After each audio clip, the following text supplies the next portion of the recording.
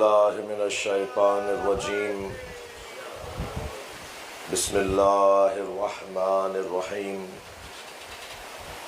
الحمد للہ الذی لا یبلغ مدحتہ القائلون ولا یحصی نعماءہ العادون ولا یعدی حقہ المجتہدون الذي ليس لصفته حد محدود ولا نعت موجود ولا وقت معدود ولا أجل ممدود فطر الخلائق بقدرته ونشر الرياح برحمته الصلاة والسلام على الرسول المسدد المصطفى الأمجد المحمود الأحمد سیدنا و مولانا و مولا الکونین جد الحسن والحسین عانی ابو القاسم محمد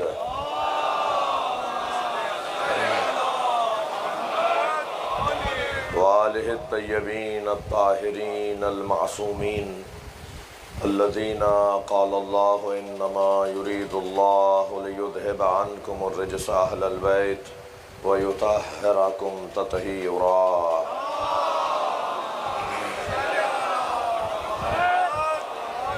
وَلَعْنَةُ اللَّهِ عَلَىٰ أَعْدَائِهِمْ أَجْمَعِينَ مِنْ يَوْمِ عَدَاوَتِهِمْ إِلَىٰ قِيَامِ يَوْمِ الدِّينِ أَمَّا بَعْدُ قَالَ الْحَكِيمُ فِي قُرْآنِ الْكَرِيمِ بسم اللَّهِ الرَّحْمَنِ الرَّحِيمِ يَوْمَ نَدْعُو كُلَّ أُنَاسٍ بِإِمَامِهِمْ ومن اوتی کتابہ بیمینہ فاولئک یقرؤون کتابہم ولا یظلمون فتیلا ومن کان فی ہذہ اعمی وہو فی الآخرۃ اعمی واضل سبیلا صلوات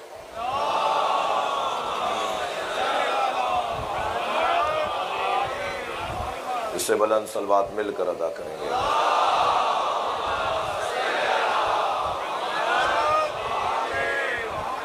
سورہ مبارکہ اسراء کی پے در پے دو آیات جو اس عشرہ مجالس میں آپ کے سامنے آج 9ویں منزل پر بھی پڑھی گئیں۔ اللہ اپنے اس کلام میں ہماری آخرت کا منظر بیان کر رہا ہے۔ قیامت میں کیا ہوگا؟ قیامت میں سب سے پہلا کام، قیامت میں نتیجہ خیز کام، قیامت میں سب سے اہم کام یہ ہوگا کہ یوم ندعو کل اناس بامامہم، ہر شخص کو اس کے امام کے ساتھ پکارا جائے گا۔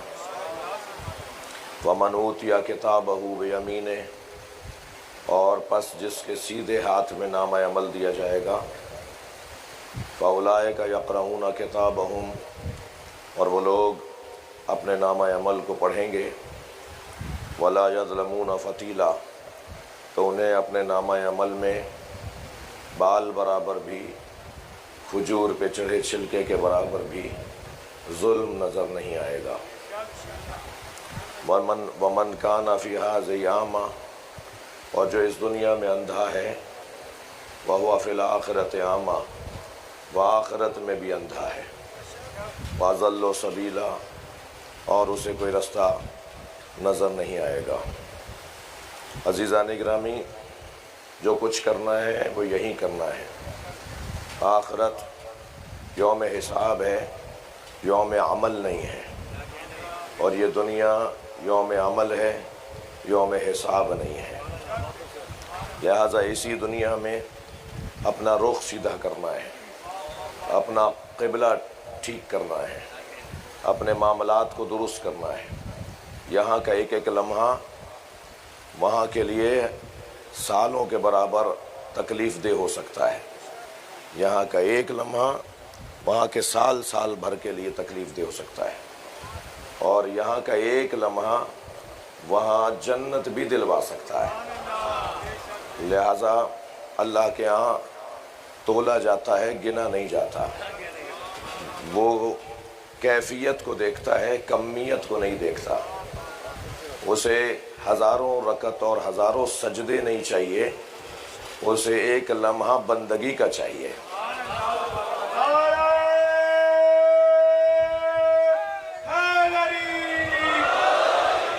یہ جگہ کوئی اور ہے، وہ جگہ کوئی اور ہے، لہٰذا یہاں کا ایک ایک لمحہ قیمتی، ایک ایک لمحہ حساب میں آ رہا ہے۔ میرا حتیٰ کسی کو دیکھ کے مسکرانے کا بھی کہیں ثواب اور کہیں عذاب ہوگا۔ ہمارا کسی سے ایک لمحے کے لیے منہ موڑ لینے پر بھی ہم سے حساب ہوگا، اور جہاں ہمیں دیکھ لینا چاہیے تھا اور وہاں نہیں دیکھا اس کا بھی حساب ہوگا۔ میرا محترم مجمع مجھے ہاں نہ میں بتائے، مثلی لا یبایع مثلا، مجھ جیسا اس جیسے کی بیعت نہیں کر سکتا۔ کتنی دیر لگی؟ ایک لمحے میں فرمایا امام حسین نے، مجھ جیسا اس جیسے کی بیعت نہیں کر سکتا۔ یہ ایک لمحے کا جملہ قیامت تک امامت کرے گا، رہنمائی کر رہا ہے، سرداری کر رہا ہے، امامت کر رہا ہے۔ عزیزان گرامی، کل قیامت میں ہر شخص کو اس کے امام کے ساتھ اٹھایا جائے گا، اور جس امام کے ساتھ اٹھایا جائے گا وہ دو طرح کے ہوں گے۔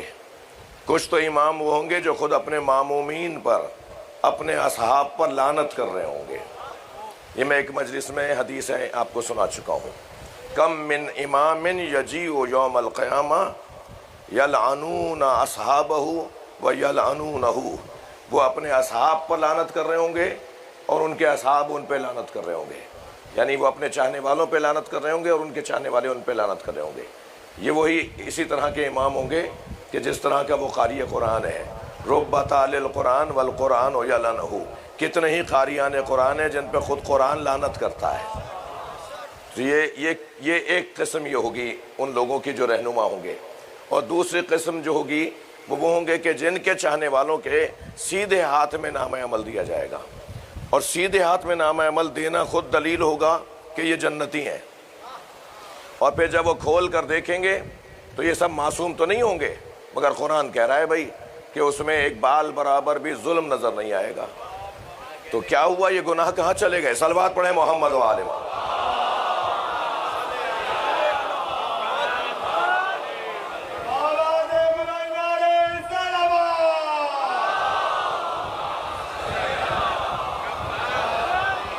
میں پچھلے سال کے عشرے میں اس مفہوم کو بہت مفصل کہہ چکا ہوں کہ جتنی بھی عبادات ہیں ان سب کا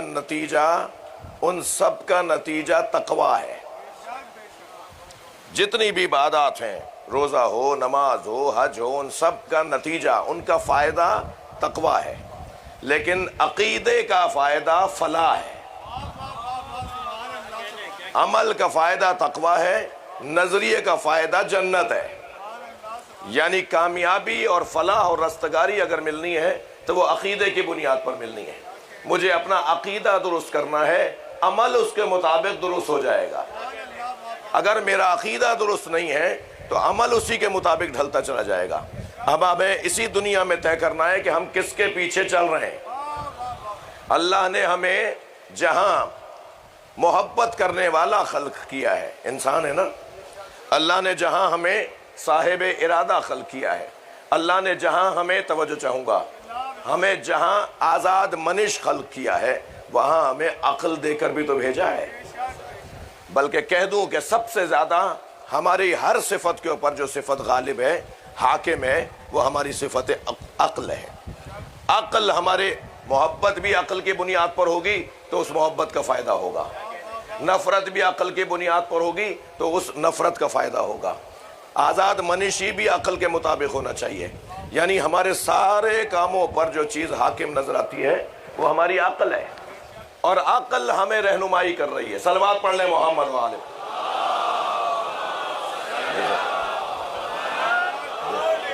ایک اور بلند صلوات،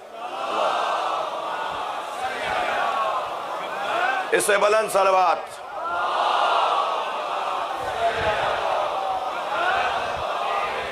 اب وہ عقل کا تقاضا کتنی روشن اور سیدھی سی بات ہے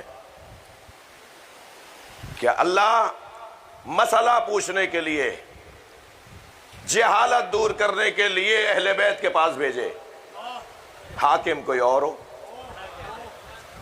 اللہ طہارتیں لینے کے لیے، پاکیزگی حاصل کرنے کے لیے اپنے معیار اور مقام اور وقار کو بڑھانے کے لیے اہل بیت کے پاس بھیجے، حاکم کوئی اور ہو۔ اللہ صادق سچا، کونوا مع الصادقین، اہل بیت کو بولے، اختیارات کسی اور کے پاس ہو۔ اور روشن کہہ دوں، لمبی لسٹ ہے یہ، اور روشن کہہ دوں اللہ جنت ان کے ہاتھوں بٹوائے اور حکومت کسی اور کے پاس ہو۔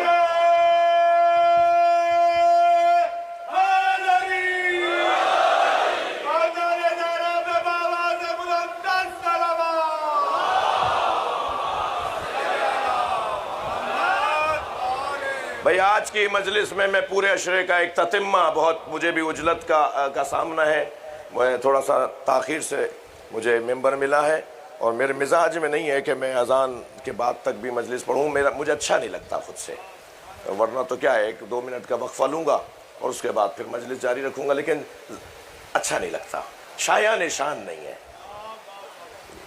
عبادتوں کو ٹکرانا یہ عبادت گزاروں کا کام نہیں ہے۔ صلوات پڑھنے ذرا محمد و آل محمد۔ ایسا ہوتا بھی آیا ہے اور آپ کو بھی برا نہیں لگے گا، ایسا ہوتا آیا ہے، کئی دفعہ ہوا ایسا، لیکن میں اپنی بات کر رہا ہوں۔ ایک صلوات پڑھیں ذرا محمد و آل محمد۔ تو میں اپنے تتمے کو مکمل کروں، یعنی اپنی مضمون کو ایک منزل دوں، اور پھر آپ کو یاد ہے کہ آج کی مجلس میں ہم کچھ اپنا عالمی اور ملکی سطح کے کچھ مسائل کی طرف بھی توجہ کرتے ہیں، اور اس کے لیے میں کئی دن سے تیاری کرتا ہوں، شخصیات سے، قائدین سے، خاص طور پہ علامہ راجہ ناصر صاحب، قائد ملت جعفریہ علامہ ساجد علی نقوی سے، اور دیگر مظفر آباد سے، اور معلوم ہوا پنجاب کے مختلف علاقوں سے جتنی میری 8-10-5 میرے نزدیک شخصیات معتبر ہیں، ان سب سے ایک مشورے کے بعد آپ کے سامنے اپنے قومی مسائل کو رکھتا ہوں، اور یہ کوئی نئی بات نہیں ہے، پہلی دفعہ نہیں ہو رہا، یہ علامہ رشید ترابی کرتے آئے اور علامہ تعالی جوہری کسی حد تک کرتے آئے، اور اس فقیر کو بھی یہ آج 15واں سال ہے۔ صلوات پڑھے محمد و آل محمد۔ جی عزیزو، اب مضمون کی طرف آ جائیے ایک صلوات کے سہارے کے ساتھ۔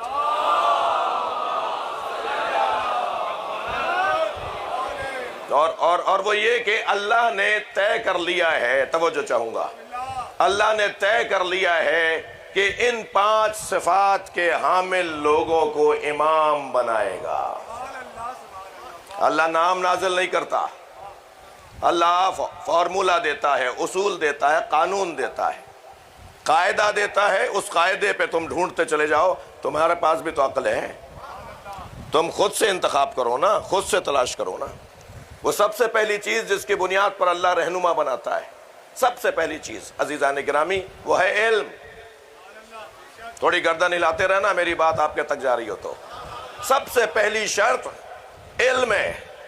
یہ کیسے ممکن ہے پڑھے لکھے ہو کر رہنما جاہل ہو؟ یہ کیسے ممکن ہے کہ علم کے بغیر رہنمائی ہو سکے؟ سب سے پہلی شرط علم ہے، اور علم بھی کون سا علم؟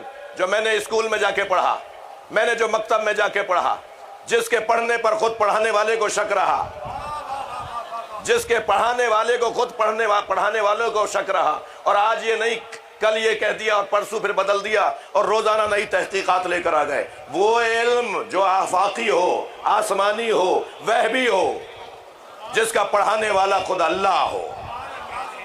ثم دلیل دے رہا ہوں، سورہ مبارکہ فاتر، ثم اورثنا الکتاب الذین من عبادنا، ثم اورثنا الکتاب الذین اصطفینا من عبادنا، ہم نے اس کتاب کا عالم انہیں بنایا ہے جنہیں چن لیا ہے۔ کتاب میں خوش کتر ہے یا نہیں؟ ہاں نہ بولیے ذرا۔ کتاب میں ہر چیز کا ذکر ہے یا نہیں؟ کتاب میں کوئی ایسی چیز نہیں ہے جس کو اللہ نے نازل نہ کر دیا ہو۔ اس کا عالم کون ہے؟ ثم اورثنا الکتاب الذین اصطفینا من عبادنا۔ جلدی جلدی گزر رہا ہوں، ہر منزل پر رکنے کا دل کر رہا ہے مگر مجبوریاں ہیں۔ دوسرا عنوان، اللہ جسے حاکم بناتا ہے، رہنما بناتا ہے، امام پیشوا بناتا ہے، اس کی دوسری صفت یہ ہے کہ اسے حاکم، زمین کا حاکم بناتا ہے۔ اس زمین کا اختیار اس کے پاس ہوتا ہے، مجال ہے کہ زمین اس کے حکم کی سرتابی کر جائے۔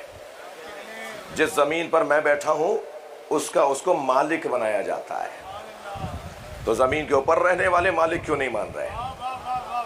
اس زمین کا مالک لقد کتبنا، سورہ مبارکہ الانبیاء آیت نمبر 105۔ فاروق بھائی یہ وہی آیت ہے، میں ایک جگہ ایک سفر کر رہا تھا، ایک فضائی سفر تھا، میرے برابر میں ایک مفتی صاحب تشریف فرما تھے، وہ فرمانے لگے کہ آپ فلاں ہیں اور آپ کے ہاں شرک بہت ہوتا ہے، ذرا اپنے لوگوں کو سمجھائیے۔ تو میں نے کہا جی آپ کی مہربانی محبت کہ آپ مشورہ دے رہے ہیں، کوئی ایک مثال بتائیے۔ تو انہوں نے قومی ملکی مسائل کی طرف آپ کی توجہ چاہوں گا اور آپ کے توسط سے ذمہ داروں کی توجہ چاہوں گا۔ اصلاح صاحبان اختیار اصلاح تو ہونی چاہیے، تشریف بھی فرمائے، اصلاح تو ہر ایک کو اصلاح کی ضرورت ہے، اختیارات ان کے، مگر جو باتیں انہوں نے کی ان میں سے ایک بات انہوں نے یہ صاحب آپ کے یہاں وہ ایک ٹوکرے لگائے جاتے ہیں، فریم بنائے جاتے ہیں، علی وارث ذمہ داران بھی سن رہے ہیں، شیعہ حضرات اپنے گھروں میں پہلا گاڑیوں ترتیب بھی اپنے آفسوں میں علی وارث لکھتے ہیں۔ ہم میں نے کہا مفتی صاحب اس حسین مولا کی آپ بھی اسی کا شکار، اس سے زیادہ نہیں، مجھے ذرا تھوڑا سا سمجھائیں تو صحیح، اس میں مسئلہ کیا ہے؟ ہم اس سے زیادہ اللہ وارث ہے، وَلِلَّهِ مِيرَاثُ السَّمَاوَاتِ، قرآن کہہ رہا ہے کہ اللہ ہی کے لیے مناظران اور نہیں بیٹھا یہاں پر کہ اپنے رونے پہ دلیلیں دوں۔ میں نے کہا مفتی صاحب اپنے ماتم پر آپ کو سمجھاؤں، یقیناً حافظ قرآن ہوں گے، سمجھے نہیں سمجھے، سمجھنا چاہتے ہیں نہیں سمجھنا چاہتے، مگر یہ رونا 105ویں آیت مجھے میں سننا چاہتا ہوں آپ سے، تو آپ یقین جانیے انہوں نے آیت سنا دی 1400 سال، جو آیت انہوں نے سنائی وہی اس وقت میرے مضمون ان کے نزدیک یہ آیت ہے سورہ مبارکہ الانبیاء کی 105ویں آیت، لقد کتبنا فی الزبور، ان کی تو نمازیں ہی حسن پاتی ہیں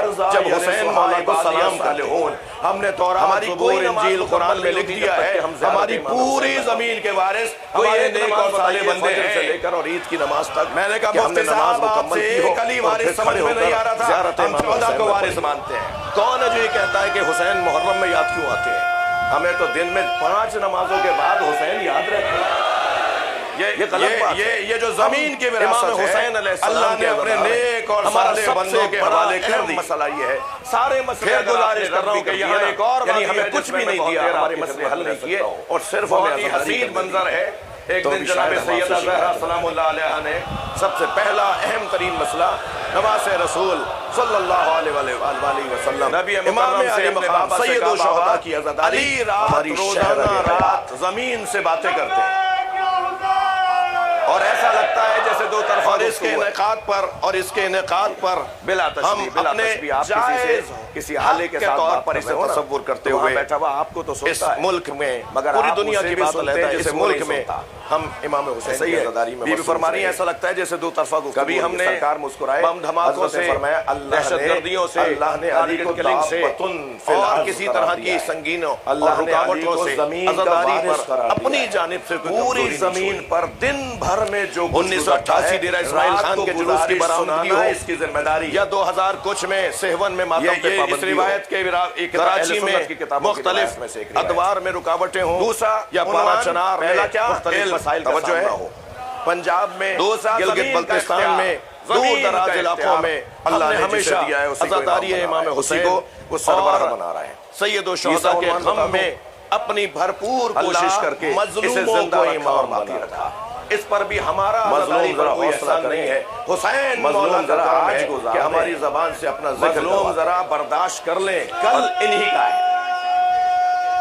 توجہ ہے آج کی وَنُورِيدُ راجہ بازار پر راولپنڈی کا مسئلہ ہو، صلوات پڑھے محمد آسانہ عاشورہ کراچی ہو، سب نے دیکھ لیا کہ ہم نے جنازے اٹھائے، یہ جو آئے ہم نے پریشانیاں اٹھائیں، مگر علم گرنے جنہیں زمین پر کمزور کیا جائے گا، حضرت عبداللہ شہبازی کے مزار پر پریشان رکھا جائے گا، ہمارا آئینی انسانی کائنات کا نظام جسے ہم انشاءاللہ لیں گے۔ وَنُرِيدُ أَن نَّمُنَّ عَلَى الَّذِينَ اسْتُضْعَفُوا فِي الْأَرْضِ وَنَجْعَلَهُمُ الْأَئِمَّةَ۔ اس صورتحال کے تناظر میں اللہ انہی کو موجودہ صورتحال اور مدتوں سے یہ دنیا کا وارث بنائے، اس کے تناظر میں علماء کرام، ذاکرین اعظام، واعظین کرام، عزاداران، ماتمیان، نوحان، انجمنوں کے ممبران عطا کرتا ہے۔ ان سب سے شعراء کرام، ان سب سے گزارش ہے کہ عزاداری پوری دنیا کے مظلوم ہوں یا پاکستان میں رہنے والے محبت اور وحدت کی فضاؤں کو محفوظ رکھتے ہوئے تشیع کے روشن چہرے کو مزید روشن تر بنانے لیں، عقائد تشیع کو مصفح، اور ہم جس مظلوم کی یاد میں یہاں سالمیت کے ساتھ بیٹھے ہیں، انتہائی اخلاق اور انتہائی حکمت اور دانائی کے ساتھ، مستقبل اسی کے بچے کا ہے۔ روزانہ شب ہوتا رہے، اگر ہم حسین کو سلام کرنے کربلا جائیں گے۔ اور دوسرا مسئلہ پنجاب میں بلکہ آج پولیس انتظامیہ کی طرف سے ناروا، آپ پرسا وارث تو پہلے آتا ہے، تو مجھے یقین ہے آپ پہلے سے آئے ہوئے ہیں اور ہم سے پرسا لینے آئے۔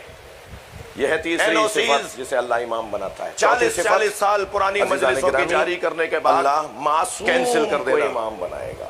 گھر کے اندر کی مجلسوں کو منعقد نہ ہونے دینا، زندگی بھر جس کی زندگی میں نئی لسٹیں بنا کر بھی گناہ، مرکزی سیکرٹری جنرل صاحب جناب شبیر مصری صاحب تشریف فرمائے، انہوں نے وہاں پریس کانفرنس دیا تو انہوں نے وہاں کے وزراء سے بھی ملاقاتیں کی، وہاں کے افسران سے بھی ملاقاتیں کی، کہاں جا کر انہوں نے دروازہ نہیں بجایا۔ جتنے سیاسی لوگ ہیں، جتنے بھی منتخب لوگ ہیں اور حکومتی افراد ہیں، ان سب نے جو یقین دلوایا، جو طے ہوا، اداروں نے وہ سب ختم کر دیا۔ اور پانچویں صفت میری مراد یہ ہے کہ بنایا ہوا بھی اللہ کا ہونا چاہیے، رکاوٹیں ڈالنا، یہ ساری چیزوں میں کہیں دھوکہ مت کھا جانا ملک ہے کہ یہ سوچ لو کہ یہ ویسا ہی ہے یا ویسا ہی ہے۔ ان سب کی تصدیق بھی اللہ کرے گا روایتی مجلسوں جب اللہ کہے گا کہ میں نے انہیں بنایا ہے، تو ان صفات کے حامل کو اللہ بنائے گا۔ وَجَعَلْنَهُمْ أَئِمَّةً يَهْدُونَ بِأَمْرِنَا، قرآن کہہ رہے ہیں ہمارا کام ہے امام بنانا، اور اللہ نے امام بنا دیا، ماننا میرا کام ہے۔ جو اللہ کے بنائے ہوئے امام کو نہیں مان رہا، اس پہ گلا شکوہ تو کیا، جو اللہ ہی کو نہیں مان رہا اس سے جا کر آپ کیا کہیں گے؟ تو ماننے کا اختیار تو یہ جو ہمیں اما شاکرا و اما کفورا کے عنوان سے اللہ نے کیفیت دی ہے ماننے اور نہ ماننے کی، وہ تو ہمارے ہاتھ میں ہے نا۔ عزیزان گرامی، اللہ کا شکر ہے کہ میں اور آپ جہاں بیٹھے ہیں اس سے اچھی جگہ نہیں ہے۔ ہم جس دروازے پر بیٹھے ہیں، محرومیاں، پریشانیاں، الجھنیں سب اپنی جگہ، مگر ایک اندر سے آواز آتی ہے کہ جہاں بیٹھے ہو صحیح بیٹھے ہو۔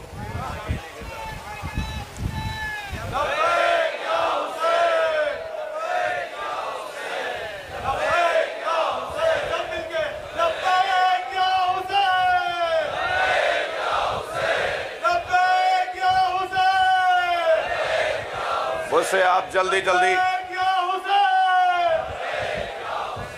مجھ سے آپ کچھ ضروری باتیں سن لیجئے۔ آمادہ ہیں تو ایک بلند بھرپور صلوات۔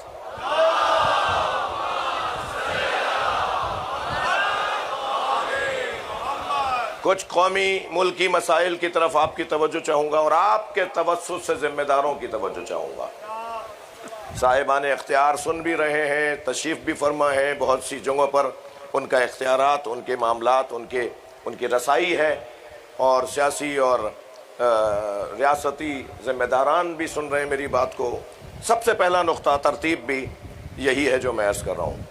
ہم حسین مولا کے عزادار ہیں، ہماری اس سے زیادہ کوئی آپ سے توقع ہی نہیں ہے، ہم اس سے زیادہ آپ سے کوئی مطالبہ ہی نہیں کر رہے۔ ہم تو رونے والی قوم ہیں، ہم مناظرہ تو کرنے نہیں بیٹھا یہاں پر کہ اپنے رونے پہ دلیلیں دوں، اپنے ماتم پر آپ کو سمجھاؤں۔ آپ سمجھے نہیں سمجھے، سمجھنا چاہتے ہیں نہیں چنا چاہتے، مگر یہ رونا چاہتے ہیں۔ یہ ساری قوم صدیوں سے، آباء و اجداد سے، 1400 سال سے امام حسین کی عزادار ہے۔ ان کے نزدیک یہ عزاداری عبادت ہے، بلکہ روح عبادت ہے۔ ان کی تو نمازیں ہی حسن پاتی ہیں جب حسین مولا کو سلام کرتے ہیں۔ ہماری کوئی نماز مکمل نہیں ہوتی جب تک کہ ہم زیارت امام حسین نہ پڑھ لیں۔ کوئی ایک نماز بتائیے فجر سے لے کر اور عید کی نماز تک کہ ہم نے نماز مکمل کی ہو اور پھر کھڑے ہو کر زیارت امام حسین نہ پڑھی ہو۔ کون ہے جو یہ کہتا ہے کہ حسین محرم میں یاد کیوں آتے ہیں؟ ہمیں تو دن میں 5 نمازوں کے بعد حسین یاد رہتے ہیں۔ یہ غلط بات ہے۔ ہم امام حسین علیہ السلام کے عزادار ہیں۔ ہمارا سب سے بڑا اہم مسئلہ یہ ہے، سارے مسئلے اگر آپ نے رد بھی کر دیے نا، یعنی ہمیں کچھ بھی نہیں دیا، ہمارے مسئلے حل نہیں کیے اور صرف ہمیں عزاداری کرنے دی، تو ابھی شاید ہم آپ سے شکایت نہ کریں۔ سب سے پہلا اہم ترین مسئلہ नवास रसूल सल्लल्लाहु अलैहि वसल्लम, इमाम अली मकाम सैयद व शुहदा की अज़ादारी हमारी शहरग हयात है।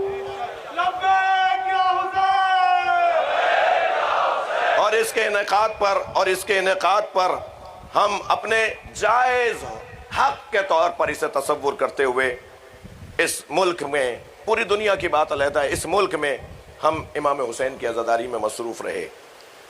कभी हमने बम धमाकों से, दहशतगर्दियों से, टारगेट किलिंग से और किसी तरह की संगीनों और रुकावटों से अज़ादारी पर अपनी जानिब से कोई कमज़ोरी नहीं छोड़ी। 1988 डेरा इस्माइल खान के जुलूस की बरामदगी हो या 2000 कुछ में सेहवन में मातम पे पाबंदी हो, कराची में मुख्तलिफ अतवार में रुकावटें हों या पारा चनार में मुख्तलिफ मसाइल का सामना हो, पंजाब में, गिलगित बल्तिस्तान में, दूर दराज इलाक़ों में हमने हमेशा अज़ादारी इमाम हुसैन और सैयद व शुहदा के गम में अपनी भरपूर कोशिश करके इसे ज़िंदा रखा और बाकी रखा। इस पर भी हमारा अज़ादारी पर कोई एहसान नहीं है, हुसैन मौला का करम है कि हमारी ज़बान से अपना जिक्र करवाते हैं।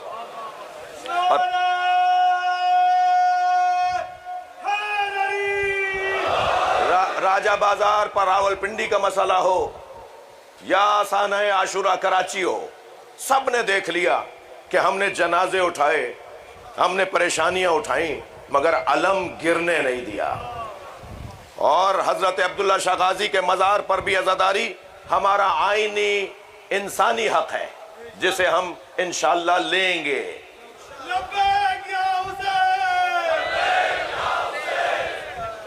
इस सूरत हाल के तनाजुर में, जो मौजूदा सूरत हाल और मुद्दतों से यही सूरत हाल है, इसके तनाजुर में उलमा इकराम, ज़ाकिरीन उज़्ज़ाम, वाइज़ीन इकराम, अज़ादारान, मातमियान, नौहा खान, अंजुमनों के मेंबरान, इन सबसे शुअरा इकराम, इन सबसे गुजारिश है कि अज़ादारी को अहसन और बेहतर अंदाज से मोहब्बत और वहदत की फ़िज़ाओं को महफूज रखते हुए तशय्यो के रोशन चेहरे को मज़ीद रोशन तर बनाने में अकायद तशय्यो को मुसफ़्फ़ा और मुनक्का करके सालमियत के साथ, इंतहाई अखलाक और इंतहाई हिकमत और दानाई के साथ पेश करने की ज़रूरत है।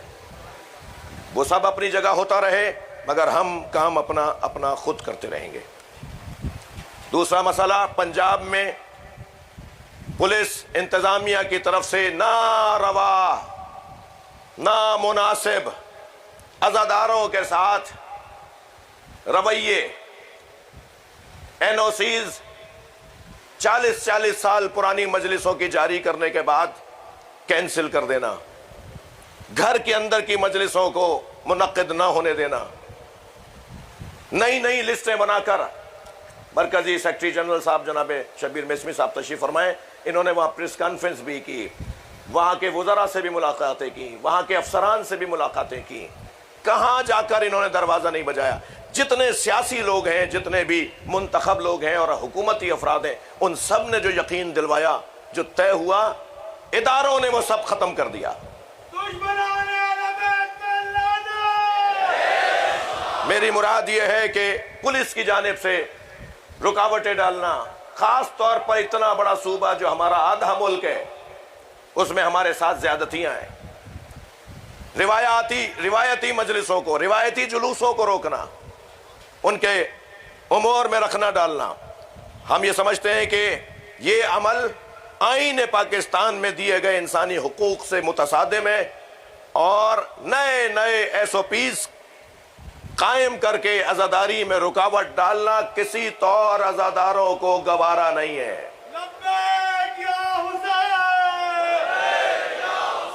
तीसरा मसला 4th शेड्यूल का मसला है, खास तौर पर पंजाब में जालिम और मजलूम, कातिल और मकतूल, जाबिर और मजबूर की तमीज़ के बगैर मकतबे तशय्यो के सैकड़ों बेज़रर मुहिब्बे वतन कानून पसंद अफराद को सिर्फ इस बुनियाद पर चंद FIR'ें जमा करने के बाद उन्हें 4th शेड्यूल में डाल दिया कि इन्होंने जुलूस आधा घंटा देर तक ख़त्म किया, इन्होंने लाउड स्पीकर वहाँ लगा दिया था जहाँ हमने इन्हें रोका था, इन्होंने मजलिस जो है वो इतने बजे शुरू करनी थी, इन्होंने जल्दी शुरू कर दी। इन बुनियादों पे FIR'ों का पहले एक रिकॉर्ड बनाया जाता है और फिर रिकॉर्ड बनाने के बाद उन محب وطن شہریوں کو 4th شیڈیول میں ڈال دیا جاتا ہے. یہ ناقابل قبول اور ناپسندیدہ عمل ہے. اس کے بعد کا 5واں مسئلہ وہ مسنگ پرسن کا مسئلہ ہے. مسنگ پرسن کا مسئلہ متاثرہ خاندان کو مطمئن کرنا، متاثرہ خانوادوں کو مطمئن کرنا، یہ اداروں کا کام ہے بھائی. اب تو یہ ہم سے بھی بدگمان ہونے لگے. اب تو یہ ہمارے اوپر بھی جو انہیں تسلی، صبر، ہمت، حوصلے کا پیغام دیتے آتے ہیں، یہ ہم سے بھی بدگمان ہونا شروع ہو گئے. ہمارے خلاف بھی کچھ نہ کچھ یہ بول دیتے ہیں. یہ حق بجانے میں آپ کے پاس قانون ہے کہ 90 دنوں میں آپ مجرم کو بتائیں گے یہ مجرم ہے یا مجرم نہیں ہے. یہ 90 دنوں سے زیادہ کیوں ہو جاتا ہے؟ یہ 3 مہینے سے زیادہ کیوں ہو جاتا ہے؟ ابھی پچھلے دنوں جو چند لوگ اٹھائے گئے ہیں اور اس سے پہلے جو کئی سال سے دور ہیں، میں اس سے زیادہ اس پہ تبصرہ نہیں کروں گا. آج بھی افسران سے رابطہ ہوا، کل بھی ہمارے دوستوں نے، سرور بھائی اور ان کے رفاقہ نے اور مسنگ پرسن کی فیملیز نے افسران سے ایک خاص میٹنگ کی ہے. کسی حد تک انہوں نے تسلیاں دی ہیں، مگر نہیں، یہ کافی نہیں ہے. انہیں مطمئن کرنا میرے محترم اداروں کا کام ہے.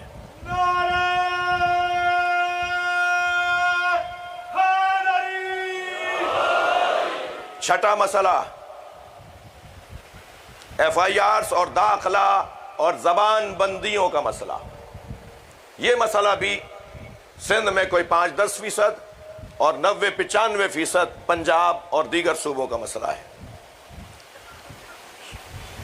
اپنے ہی شہر میں وہ خطیب و ذاکر مجلس نہیں پڑھ سکتا. اپنے ہی شہر میں ایک امام بارگاہ سے دوسرے امام بارگاہ نہیں جا سکتا.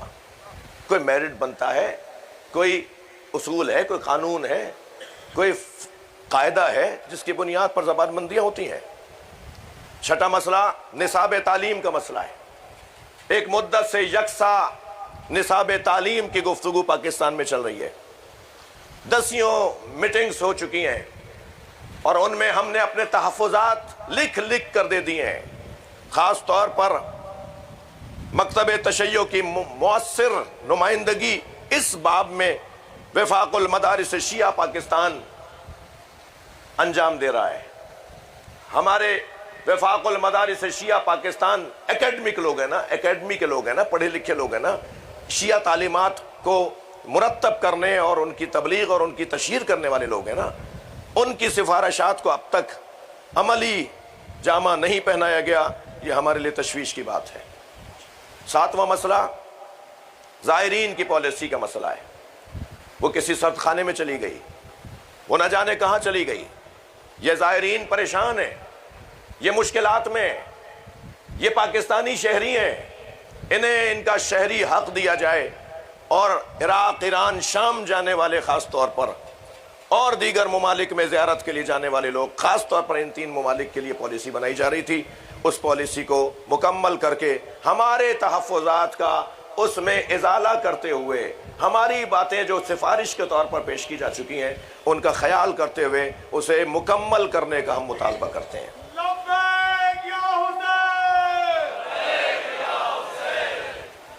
ملک گیر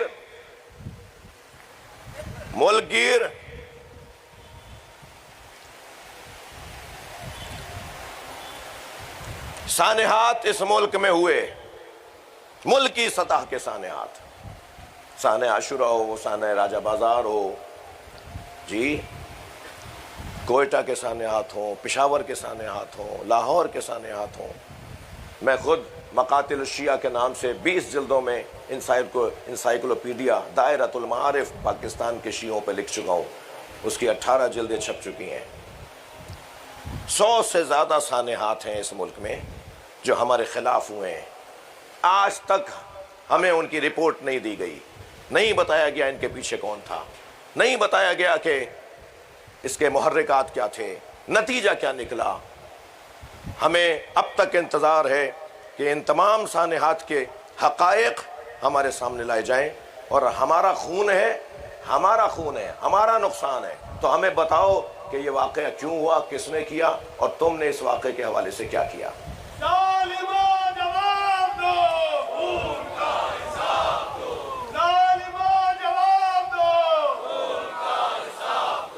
توجہ ہے؟ خستہ تو نہیں ہو رہے؟ تھک رہے ہیں؟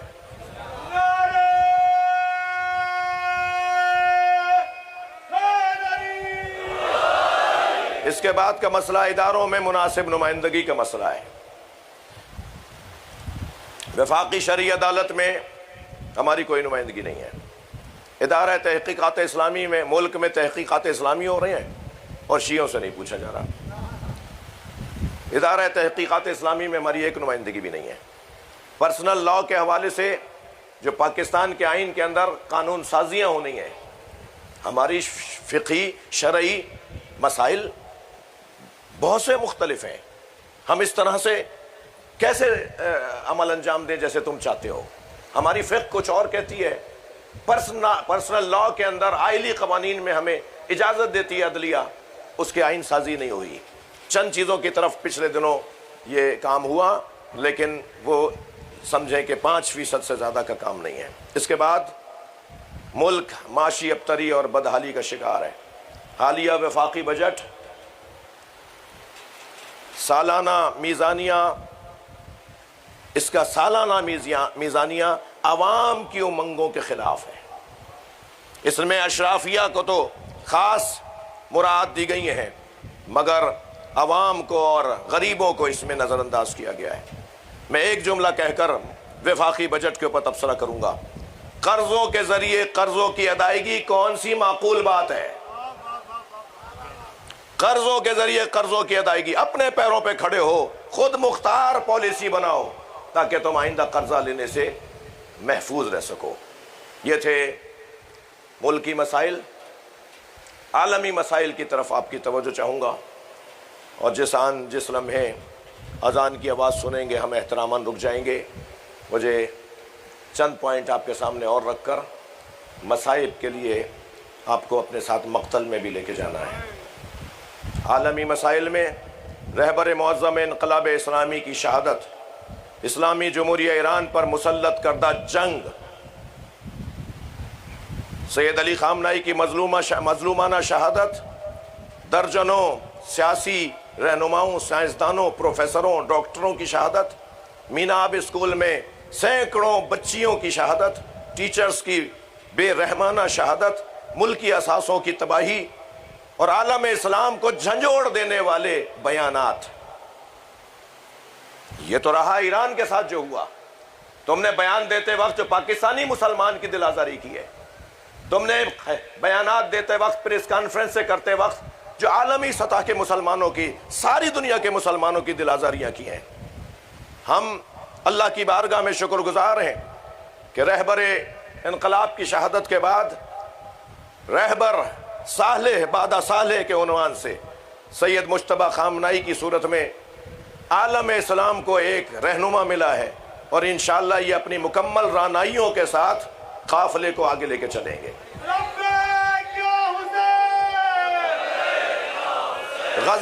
غزہ کے مسلمانوں کی حالت زار۔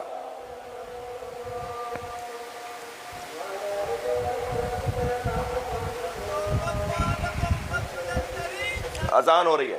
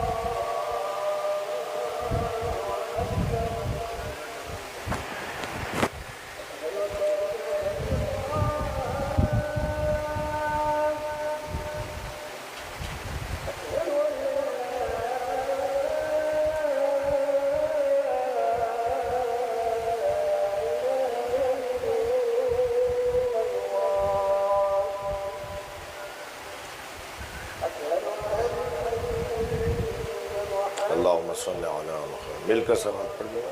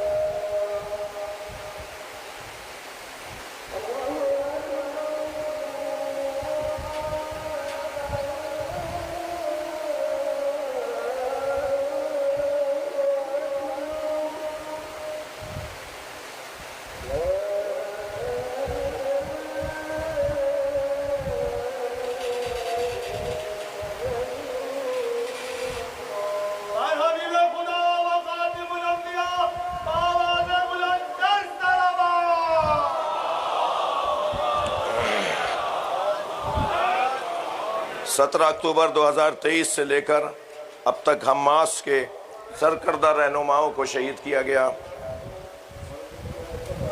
1 लाख से ज़्यादा फ़लस्तीनी बच्चों को शहीद किया गया। बूढ़ों का कत्लेआम, नस्ल कुशी, तबाही, बर्बादी और परेशानियां वहाँ पर मुसलसल बाकी हैं। लुबनान जो बार बार ये पाकिस्तान और ईरान और इस जारे और जालिम जिसने शहीद रहबर को, इतनी बड़ी नेमत को, इतने बड़े शख्सियत को हमसे छीन लिया और मारने के बाद फ़ख्र से कहते हैं कि हमने मारा है और इन सबको मारेंगे। इन के दरमियान जो पाकिस्तान का किरदार, पाकिस्तान की रियासत का किरदार, पाकिस्तान के आर्मी चीफ जनाब हाफिज़ सैयद मुनीर का जो किरदार है और आसिम मुनीर साहब का, वज़ीर आज़म साहब का ये जो किरदार है, ये काबिल तारीफ़ है, काबिल तहसीन है। इस पूरे अमल में जो बार बार रुकावटें आईं और अब भी बहुत सारी मराहिल बाकी हैं और फिर रुकावटें आने का जो अंदेशा है, वो दर हकीकत ये मुआहदा जो नहीं होने देना चाहता वो इसराइल है।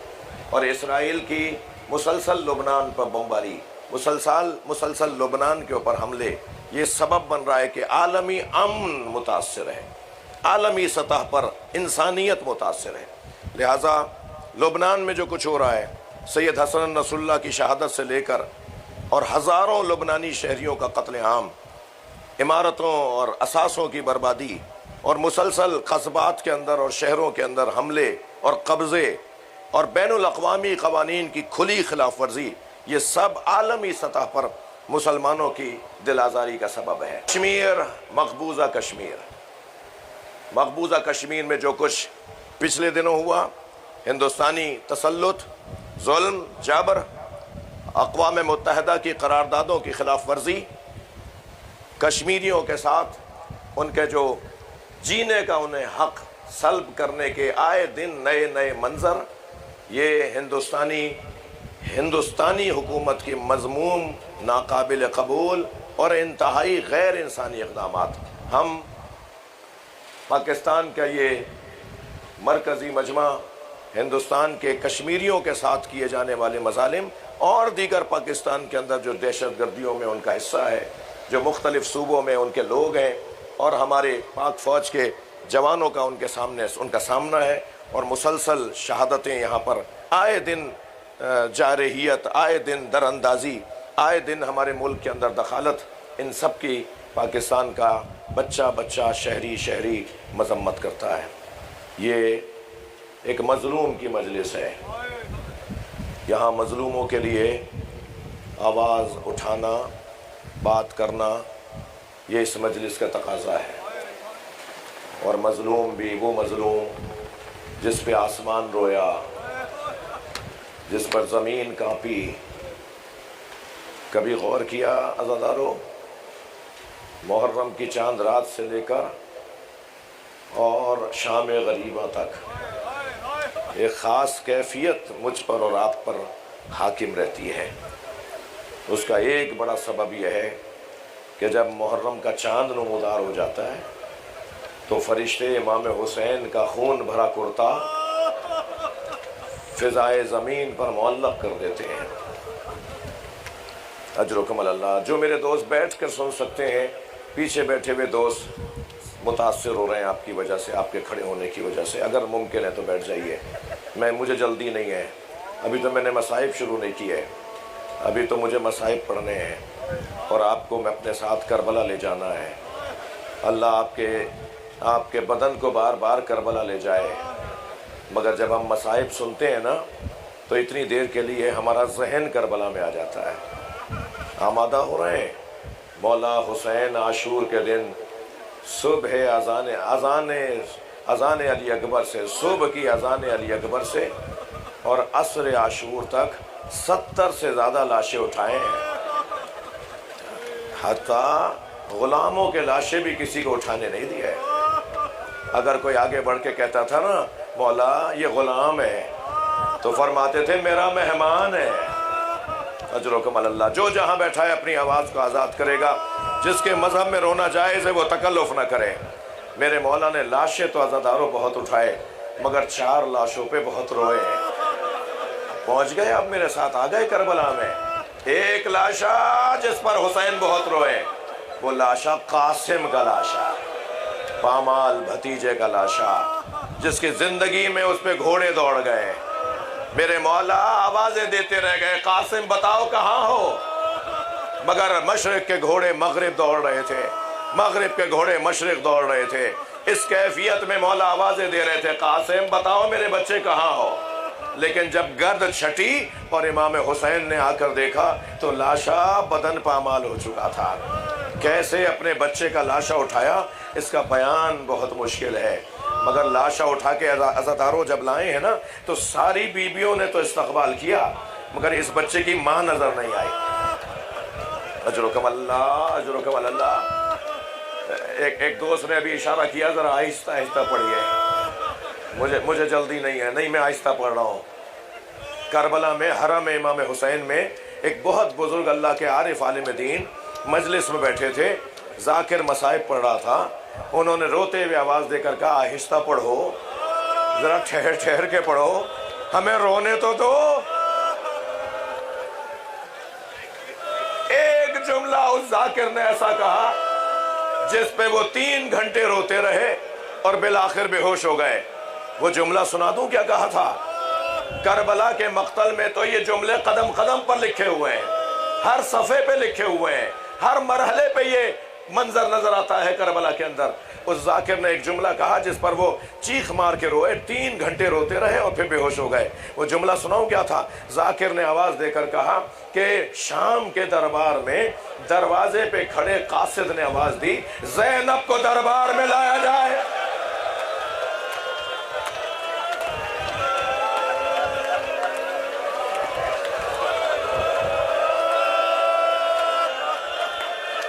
حق ہے ایسے رونے کا۔ اللہ آپ کو ان آوازوں، ان آنسوؤں کے عوض میں آپ کی دعائیں قبول فرمائے، آپ کو امام حسین کی زیارت کا شرف ہو، محشر میں حسین اپنے ساتھ جنت میں لے کے جائیں۔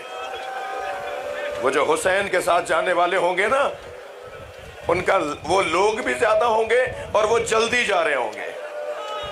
ہاں، میں روایت کوئی بات ایسی نہیں کروں گا جو مستند نہ ہو۔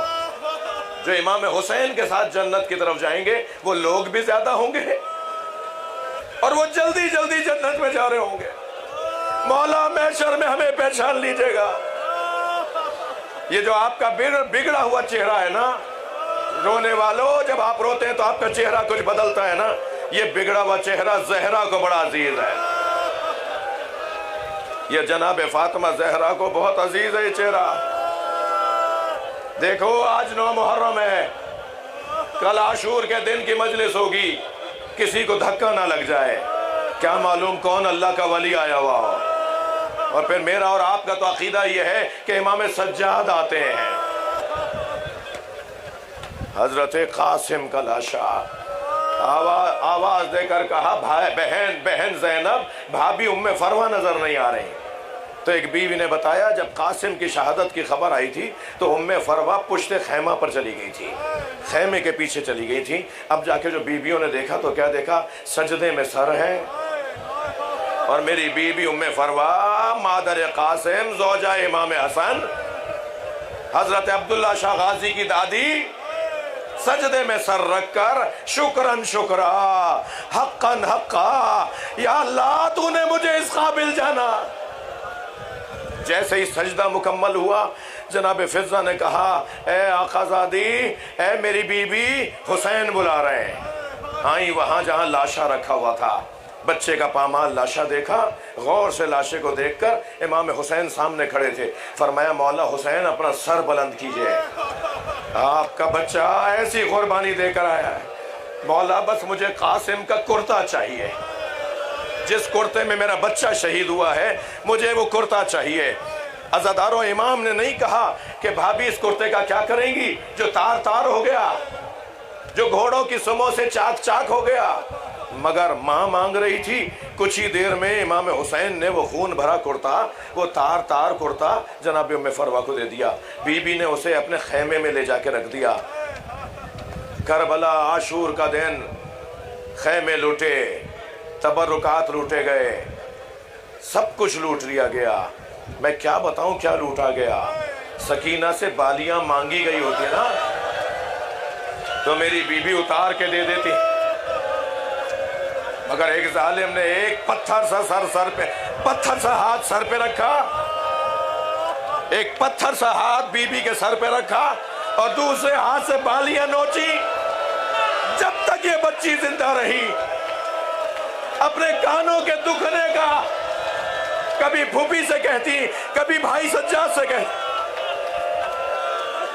تبرکات لوٹے گئے۔ یہ قافلہ 11 محرم کو کوفہ گیا، کوفہ سے شام گیا، شام میں اسیر رہا، اسیری سے رہائی ملی تو تبرکات واپس آئے۔ بتا دوں کیا کیا آیا؟ ایک گٹھڑی لا کے رکھی گئی، اس میں چادریں تھیں۔ جناب زینب نے آواز دے کر کہا بھابی ام لیلا آپ کی چادر آ گئی۔ ایک چادر کو اٹھایا، دیکھا بہن ام کلثوم تمہاری چادر بھی آ گئی۔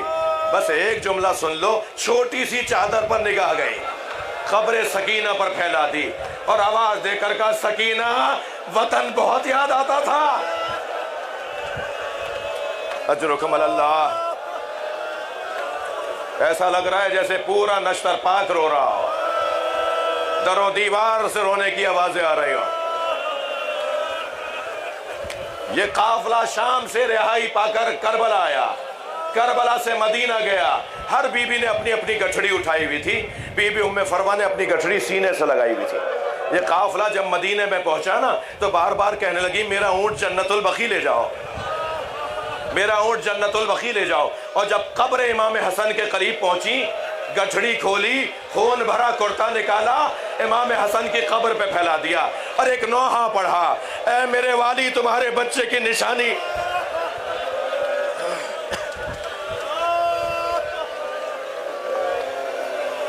دوسرا لاشا جس پر امام حسین بہت روئے وہ عباس کا لاش۔